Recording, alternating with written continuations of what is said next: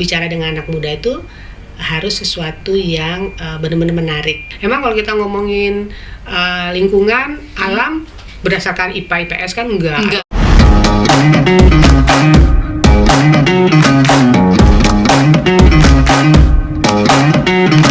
Live in 30 minutes. Halo, selamat datang di podcast Ke Hati Live in 30 minutes bersama saya Arza Ruby. Tak kenal maka tak sayang. Kalau mau sayang-sayangan, kenalan dulu dong. Sayang nih 30 menit ke depan telah dilewatkan begitu aja, karena kita bakal ngobrol-ngobrol mengenai kehidupan. Kalau kali ini kita bakal ngobrolin aku di sini dan kau di sana, karena dunia makin kesini makin kesana. Enggak kayak gitu ya. Tapi kita bakal ngobrol-ngobrol nih. Ini sama Yayasan Ke Hati. Sebenarnya siapa sih Yayasan Ke Hati? Atau apa sih Yayasan Ke Hati? Nah, karena kita bakal kenalan dulu nih saat ini sama Ibu Rika Anggraini. Ini adalah Direktur Komunikasi dan juga Kemitraan Yayasan Ke Hati. Halo Ibu Rika. Hai. Aku panggilnya Ibu Rika, Mbak Rika. Bebas. Oh bebas? Iya bebas. Oh enggak gitu ya. Jadi Mbak Rika, apa kabar? Baik. Kenalan dulu. Sudah berapa lama nih Mbak Rika sama Yayasan Ke Hati nih? Periode kedua, karena dulu sempat di Ke Hati selama 10 tahun, terus pindah ke organisasi lain, balik lagi udah 5 tahun. Sudah 5 tahun ya? 15 tahun lah. 15 tahun. Balik lagi kalau ngomongin cicilan KPR rumah udah mau lunas ya, 15 tahun. Tapi kalau 15 tahun berarti udah kenal banget nih. Yayasan Ke Hati itu apa sih? Ya. Yayasan Ke Hati ini sebuah lembaga nirlaba, lembaga swadaya masyarakat gitu, yang memang didirikan oleh 3 orang, Profesor Misalim, Bapak Ismit Haddad, dan Ibu Erna Witular.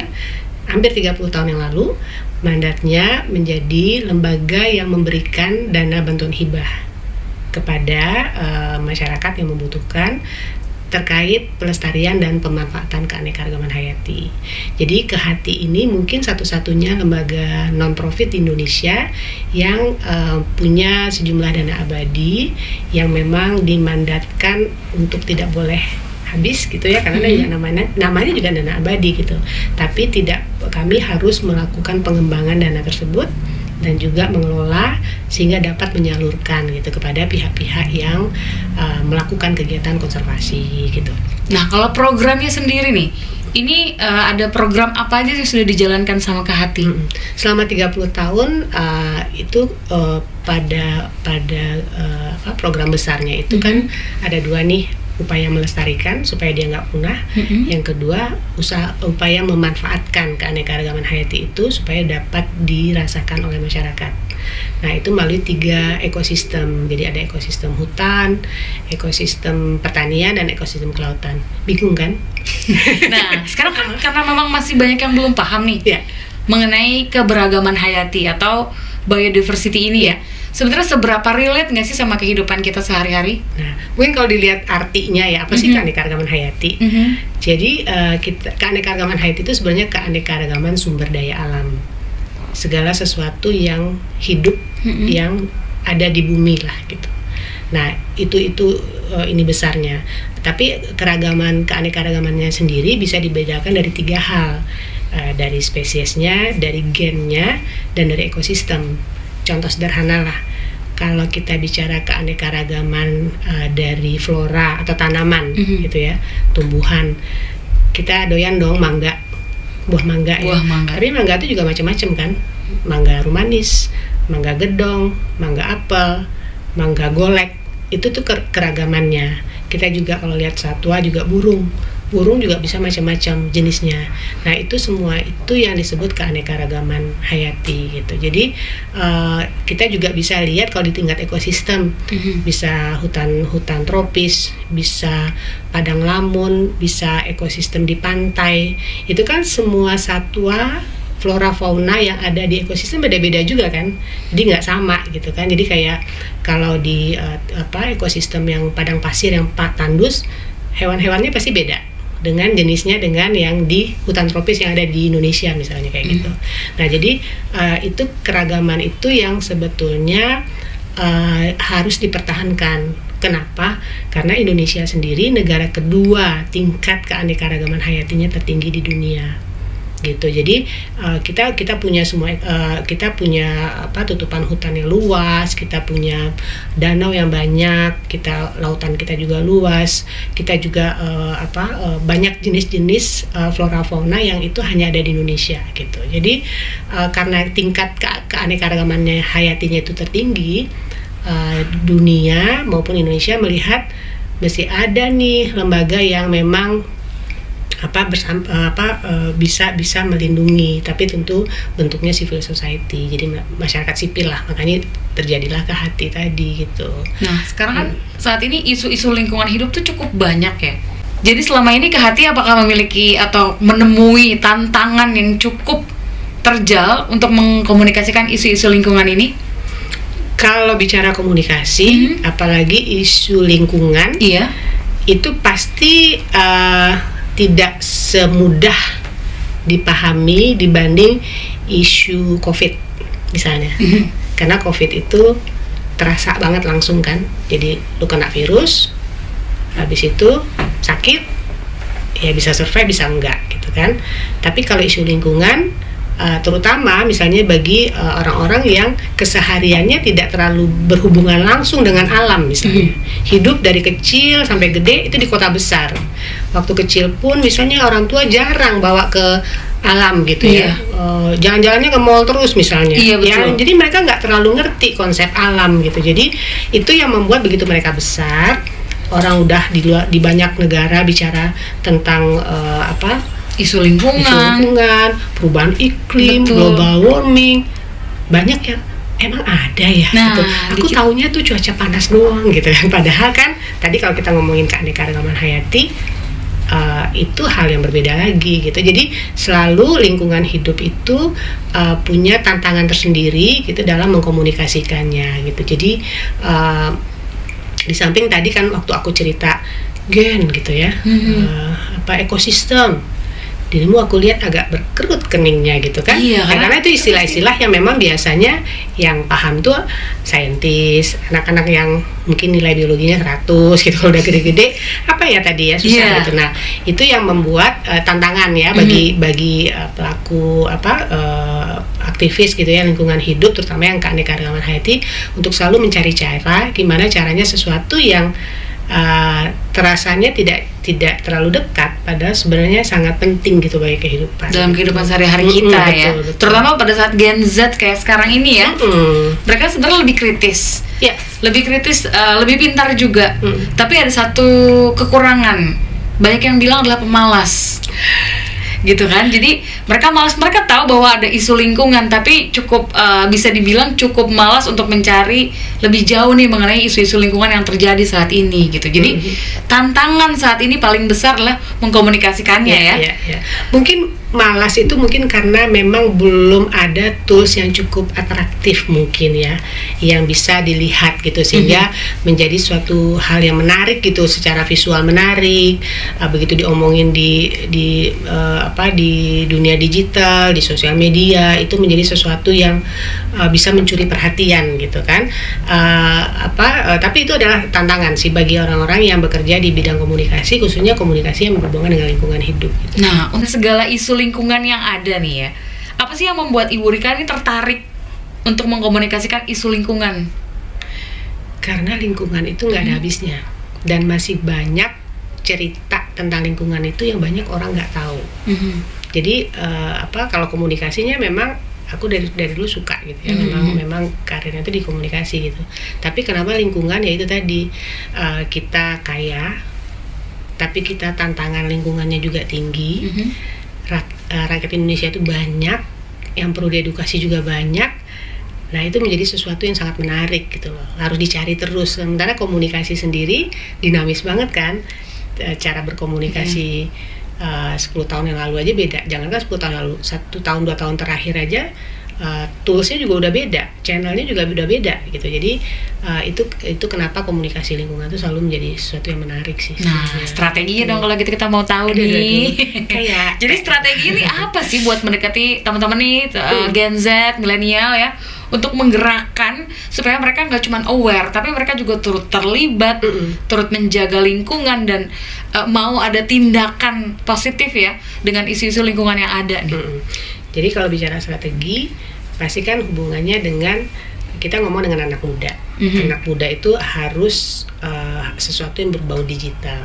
Karena nggak ada tuh kalau anak muda yang tidak digital, tidak sosial media user, pasti itu udah bukan target lah ya. Terus yang ketiga, bicara dengan anak muda itu harus sesuatu yang benar-benar menarik gitu. Kemasannya itu menarik bagi mereka gitu, di tengah banyaknya topik yang harus mereka serap setiap hari gitu. Tadi kan dibilang generasi muda cenderung misalnya malas, pengen yang gampang-gampang aja. Nah, tantangannya kan di situ. Instan nih semuanya nih. Jadi strategi komunikasinya sebenarnya kalau bagi Kak Hati, yang namanya komunikasi itu kan harus ada konsistensi. Kita kalau namanya ngajak orang dari tadinya nggak tahu jadi tahu, setelah tahu mereka ingin partisipasi, setelah partisipasi mereka pengen melakukan action.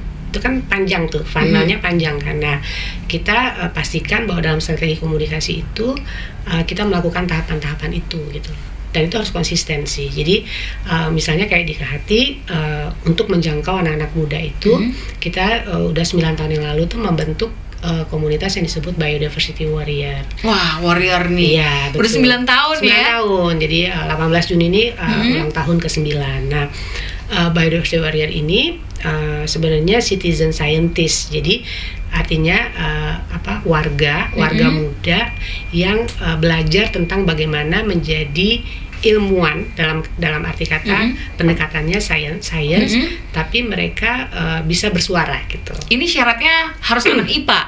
Enggak dong. Oh, udah enggak ya sekarang ya? Malah nggak boleh. Jadi harusnya gitu. kan keanekaragaman hayati atau lingkungan itu kan sesuatu yang kita dorong sebenarnya karena dia berhubungan banget dengan semua orang. Emang kalau kita ngomongin lingkungan, alam berdasarkan IPA IPS kan enggak atau bahasa. Kalau zaman dulu ada tuh bahasa. Iya, 3 tuh ya bahasa. Anak lama banget ya. Lama banget. Sekarang udah nggak ada ya. Kelas IPA IPS sama bahasa ya. Sekarang apa coba? Ya pokoknya bukan berarti mahasiswa atau anak-anak muda yang berkaitan ilmunya di kampus hanya dengan yang misalnya biologi, kehutanan kan enggak. Karena kan diharapkan lingkungan itu menjadi mainstream kan. Mainstream artinya semua orang juga aware, bisa gitu, aware ya. Dan itu kesempatannya di Biodiversity Warrior itu. Jadi mereka cukup sign up ikut kegiatannya, terus pantengin Instagramnya karena memang banyak sekali opportunity mereka untuk terlibat gitu. Dan itu mereka harus sign up di websitenya Biodiversity Warrior juga, dan mereka ada kesempatan untuk mengenal, dekat dengan alam, punya kegiatan-kegiatan yang membuat mereka menjadi lebih paham. Nah, kalau mereka di sosial media channel mereka sendiri mereka speak up di situ, dan diharapkan setidaknya follower mereka juga tahu bahwa ini mereka udah melakukan sesuatu loh untuk alam gitu. Oke, jadi ini terbuka untuk siapapun yang mau bergabung. Muda ya, usia muda. Ya. Usia muda. Jiwa muda, tapi udah nggak muda tuh jangan. Oh gitu, jangan. Takut sakit pinggang ya. Iya. Enggak sih. Kita ada batasan usia sih, 18 sampai 25 lah. Gitu. 18 sampai 25 tahun, ya kan mau jadi warrior, Biodiversity Warrior nih bisa langsung bergabung tanpa syarat ya. Tanpa syarat. Yang penting cinta sama lingkungan hidup ya. Betul. Jadi apa pentingnya keanekaragaman hayati ini? Karena keanekaragaman hayati itu sebenarnya biodiversity is life. Karena kita makan itu kan dari keanekaragaman hayati. Kita makan misalnya pakai beras gitu. Berasnya ada beras pandan wangi, rojo lele. Di Sumatera juga punya jenis beras yang beda-beda. Itu keanekaragaman, itu yang kita makan gitu. Kalau misalnya kita orang Indonesia nggak paham misalnya apa yang ada di sekitar kita, kita taunya makan roti gitu. Roti itu karena dari gandum tuh bukan punya kita impor gitu. Terus nanti suatu waktu apa yang kita makan itu udah nggak ada yang nanam karena nggak ada yang mengkonsumsi, itu kan hilang. Jadi sama kayak analoginya kalau dalam ada ular gitu ya. Ular itu kan makanannya kan kayak hewan-hewan seperti tikus gitu ya. Nah, kalau misalnya ularnya mati karena habitatnya hilang, tikusnya juga bisa punah juga ya. Jadi satu punah akhirnya punah semua ya. Ada rantainya kan. Jadi banyak yang sebenarnya belum diketahui nih sebenarnya manfaatnya. Tapi kita bisa bilang pada waktu kita menghadapi COVID-19, kita waktu itu suka dong. Tiba-tiba kita cinta banget kan makan jahe gitu kan. Ya kan? Suka berjemur, temulawak gitu. Itu kan sebenarnya sumber daya hayati kita, sumber daya alam. Itu kan yang udah nenek moyang kita udah mengkonsumsi itu. Nah, budaya-budaya konsumsi makanan yang tumbuh gitu ya, yang disediakan dari alam kita itu tuh sebetulnya yang kenapa itu menjadi penting gitu. Nah, belum lagi hutan kita itu sumber paru-paru, terus paru-paru dunia kan. Terus yang kedua itu juga membalance, menyeimbangkan iklim kita gitu. Jadi itulah kenapa semua orang sebenarnya relevan. Cuma mungkin kata keanekaragaman hayati itu harus sering-sering dimunculkan sehingga orang tidak merasa apa ya gitu, keanekaragaman hayati itu apa gitu loh.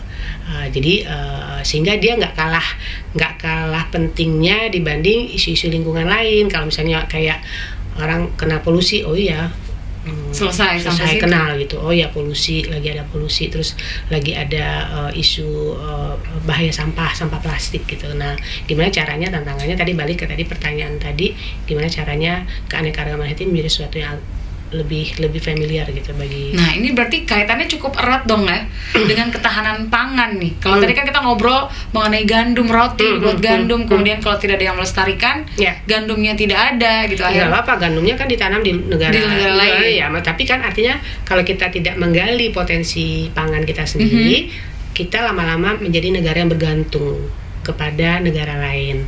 Kalau terjadi apa-apa di negara lain itu siapa? Ya kan, sumber makanan kita dari mana gitu kan. Nggak mau juga kan kalau di ghosting. Jangan biasanya kalau udah ketergantungan suka di ghosting, apalagi lagi sayang-sayangnya kan ya. Ditinggal nih. Ya, saat ini kayaknya semua orang tidak lepas dari sosial media, dari gadget gitu ya, dengan semua digitalisasi ini. Terutama makin bertumbuh nih citizen influencer ya saat ini. Apakah ini membantu untuk menangani atau mengkomunikasikan isu-isu lingkungan? Sangat, karena kan kalau beberapa tahun yang lalu kita masih ngandelin media ya, ada TV, ada media cetak, orang masih ke sana. Tapi sekarang kan channelnya sangat banyak bahkan. Nah, makanya influencer itu perannya penting menurut aku ya. Jadi untuk menyuarakan dan memberikan apa sih success story, terus apa cerita-cerita baik gitu ya yang dilakukan oleh mau masyarakat, mau anak-anak muda lain di seluruh wilayah Indonesia yang sebetulnya sekarang itu banyak banget tapi kurang gitu ya, kurang exposure-nya gitu. Jadi tugas para influencer lah tuh sebenarnya. Dan juga influencer sendiri juga sekarang sebenarnya banyak yang tadinya mungkin hobi ya, hobi misalnya kayak hobi kuliner, lama-lama dapat pemahaman bagaimana kuliner lokal, apa hubungannya dengan lingkungan. Dan kita juga bisa lihat beberapa content creator itu juga sebenarnya punya lama-lama jadi semacam aktivis juga karena mereka sangat konsisten. Nah, mudah-mudahan itu tambah lama tambah banyak gitu. Jadi kita mengundang nih citizen influencer lainnya ya buat turut mengemukakan isu-isu lingkungan. Terutama saat ini nih, kayak sekarang kan kita lagi dilanda adalah polusi tertinggi di dunia ya, Jakarta ya, Jakarta gitu. Jadi ini kayak salah Banten satu juga loh. Banten betul, dan Tangerang sekitarnya ya. Ini adalah salah satu isu yang wajib kita angkat nih sebetulnya ya. Kira-kira ada langkah-langkah apa nih yang bisa kita lakukan untuk meminimalisir hal-hal seperti ini ya. Betul. Kalau gitu satu deh nih terakhir banget. Kalau Ibu Rika sendiri nih, apa sih yang biasanya Ibu Rika lakukan untuk bukan membantu ya, tapi mengurangi isu-isu yang terjadi mengenai lingkungan saat ini? Ya pastinya kalau lewat pekerjaan itu kan selalu hubungannya dengan gimana sih mengkomunikasikan, memastikan ke hati misalnya konsisten gitu, dan lebih memberikan porsi kepada upaya untuk penyadartahuan. Itu penting ya. Jangan sampai nanti udah banyak banget yang dilakukan ke hati dengan mitra-mitranya, tapi misalnya nggak banyak yang tahu, nggak banyak yang teredukasi gitu. Jadi memastikan itu.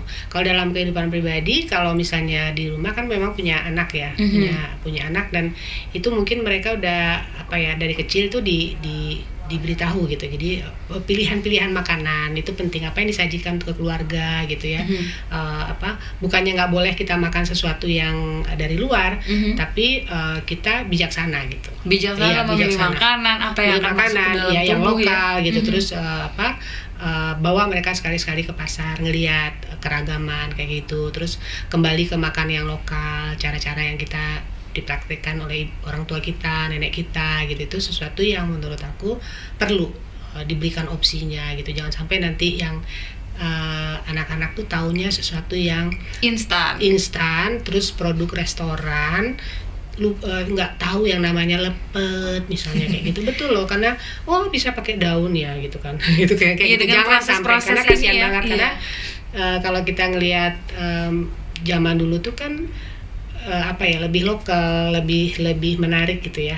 Nah itu yang sesuatu yang menarik itu yang perlu dibawa kembali sih kalau aku bilang di rumah-rumah gitu. Nah ini dia nih, mungkin kayaknya kita butuh tempat-tempat wisata selain mall-mall yang besar ya. Iya. Jadi supaya kita juga lebih dekat dengan alam nih, lebih tahu bahwa ini harus dijaga, harus dilestarikan. Ada teman yang dulu sempat menganalogikan gini, dalam satu minggu, Senin sampai hari Minggu, kalau kita lihat kita beli buah, kita tahu nggak sih sebenarnya yang buah yang kita makan tuh dari mana gitu. Itu buah lokal apa buah yang dari import gitu. Nah itu aku juga cukup kaget tuh, karena selama ini kan nggak pernah berpikir sampai segitu. Oh iya, harusnya yang kita beli itu kita tahu nih sumbernya dari mana. Lebih baik kita lebih banyak menggunakan yang ditanam di lokal gitu, karena apalagi kalau buah-buahannya buah-buah asli Indonesia gitu. Nah itu tanggung jawab kita lah gitu, memberikan edukasi yang seperti itu. Nah itu yang kita ingin pastikan sih, kalau di Kehati itu pengen pastikan. Makanya di sini kalau kita punya gathering atau itu kita selalu kembali menyajikan yang lokal-lokal itu, karena di situ serunya sih gitu. Untuk menjaga keberagaman hayati tadi betul. Iya, kalau jadi tadi kita lihat menurut survei, ternyata Gen Z ini banyak sebenarnya yang tertarik sama isu lingkungan hidup. Terutama ada social justice warrior di luar sana yang cukup terkenal ya, bukan cukup, sangat terkenal. Dia sudah menggembar-gemborkan mengenai global warming. Tapi di Indonesia nih, khususnya di lingkungan kita sendiri, paham tentunya ada gitu, tapi rasanya kayaknya cukup sampai di situ aja. Apakah ada langkah kecil yang bisa kita lakukan, tapi bisa memberikan dampak yang cukup besar untuk keanekaragaman hayati ini, atau ada contoh lainnya kah mungkin? Ya, jadi memang segala sesuatu yang viral itu lebih cepat ya, lebih cepat ditangkap gitu ya oleh follower atau netizen gitu yang muda-muda. Nah makanya dalam skema Biodiversity Warrior itu, teman-teman Biodiversity Warrior kan juga melakukan outreach sebenarnya ke adik-adiknya yang SMA, SMP. Tujuannya apa? Itu kan memang untuk memberikan pengetahuan gitu. Satu, tentang Indonesia itu adalah negara yang tinggi keanekaragaman hayati. Terus kedua, bagaimana mereka bisa sejak dini itu melakukan sesuatu. Jadi mulai dari lebih peduli tentang lingkungan, pilih makanan yang memang lebih sumbernya lokal, karena itu membantu pelestarian sumber pangan lokal misalnya. Nah hal-hal seperti itu yang kita lakukan. Nah syaratnya memang harus konsisten. Tantangannya gimana? Ya memang menjadi viral itu kalau di zaman sekarang itu kan viral itu adalah kunci gitu ya, harus kunci baru akhirnya ada pergerakan. Nah tapi kita tentu tidak perlu pesimis ya, harus nunggu viral dulu. Lakukan aja gitu, karena kita yakin bahwa mengerjakan sesuatu di bidang lingkungan itu apapun ya kontribusi itu tuh, sepanjang ada experience yang menyenangkan, biasanya orang anak-anak muda itu tuh biasanya akan terbawa gitu ya, terbawa bahwa ini pengalaman dia masih muda, dan diharapkan pada waktu mereka menjadi pemimpin nanti mereka lebih pro lingkungan gitu. Mungkin ada saatnya pemimpin banyaknya didominasi oleh zodiak Virgo ya, overthinking, jadi langsung mikirin jauh gitu. Begitu ya. Iya, ketika membuat sebuah keputusan dipikirin dulu gitu kan ya. Terlalu jauh. Tapi jangan terlalu banyak mikir, langsung action. Langsung action ya. Karena kan dunia itu tidak bisa menunggu pemikiran. Ada betul, action juga. Berpikirnya perlu, tapi action itu penting. Oke, satu pesan deh terakhir nih, terutama buat Gen Z. Saya enggak ada. Gen Z, milenial, dan mungkin yang lain yang lagi menikmati podcast ini, pentingnya kenapa kita harus menjaga nih, satu aja pesan penting. Karena bumi itu kan tempat di mana tidak ada tempat lain kan selain planet bumi gitu. Kita nggak punya pilihan gitu. Jadi sama kita pilihan kita tinggal di Indonesia gitu. Kita adalah negara yang memang kaya keanekaragaman hayati, itu perlu kita syukuri, kita banggakan gitu. Nah, tinggal tantangannya adalah gimana anak Gen Z ini masih bisa melihat keanekaragaman hayati itu adalah masa depan gitu. Karena nanti karir-karir di bidang lingkungan, riset-riset, industri-industri yang bisa menggunakan sumber daya alam tapi yang lebih bertanggung jawab, itu adalah pasar yang sangat besar. Nah, anak-anak muda ini siap nggak berkarir di tempat-tempat yang seperti itu? Tentu harus punya pemahaman dan yang kuat dan yang cukup mumpuni gitu, supaya dia bisa berkarir dan bisa bermanfaat kan gitu. Oke deh, jadi biodiversity ini adalah pentingnya buat kehidupan kita sehari-hari. Satu saja spesies kunci ini punah, ini akan memicu kepunahan massal di planet bumi. Bumi adalah satu-satunya rumah kita. Kalau bukan kita, siapa lagi yang bakal jaga? Hai, kamu baru aja menyaksikan podcast Live in 30 Minutes bersama saya Arza Ruby. Let's talk about life di episode selanjutnya.